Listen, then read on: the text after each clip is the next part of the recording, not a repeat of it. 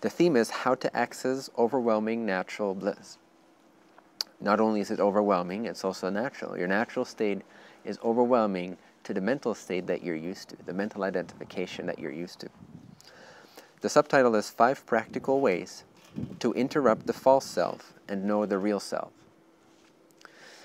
Okay, here are the 5 ways briefly described as we'll go into it during the New York City event. One way is to look for the root of the mind until it disappears. There's this funny thing that happens, that even though your mind is always active and always projecting all these things that aren't really there and generate this sense of self that is the false self, it's not the real self. The real self is overwhelming natural bliss. The false self is the self that you most likely know on a day-to-day basis. So we have to interrupt that to be able to know the sun of the true self, so to speak, the light of the true self. When we actually go and intently look for the very root, the very core of our minds, it's like it starts to disappear. The very activity of looking for it makes the looker, makes the thinker disappear, and you'll have interruptions of the false self. And what shines forth is this natural, overwhelming bliss. The more you practice this, the more you'll dissolve into it, or rather, the more it will shine forth and reveal itself. So again, more on that during the New York City event. Another way is to realize how nothing is of interest to you and remain utterly unimpressed. This doesn't mean that you have to do this for life, although you could. Some people do, because they just want the overwhelming bliss and nothing else. And then it's a natural result. But if you just want to interrupt the false self for certain moments per day and get used to overwhelming natural bliss, all you need to do is put yourself in a state where just nothing is of interest to you.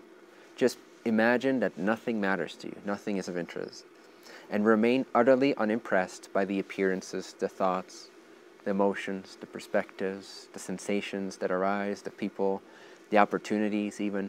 Just let them come and let them go. Let them present themselves and let them go. Remain utterly undisturbed and unimpressed.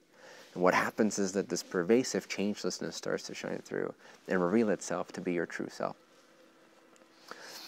The next way to realize the real self, the next little hack, is to find the innermost sense of me in each state of experience.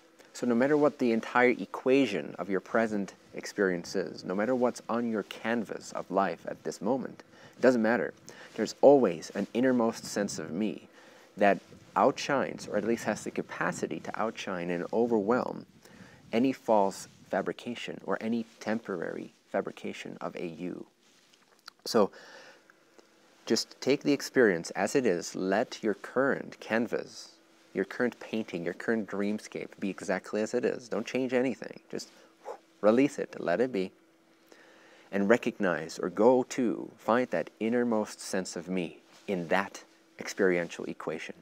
And then when you think you get there, let even that be and go even deeper. What's the real me inside of this experiential state or equation? And you keep doing that, and it becomes more and more and more blissful, and you start to really feel and know your true changeless self more and more. Fourth path that we'll discuss during the New York City event is understand that everything in your current experience is a dream without substance.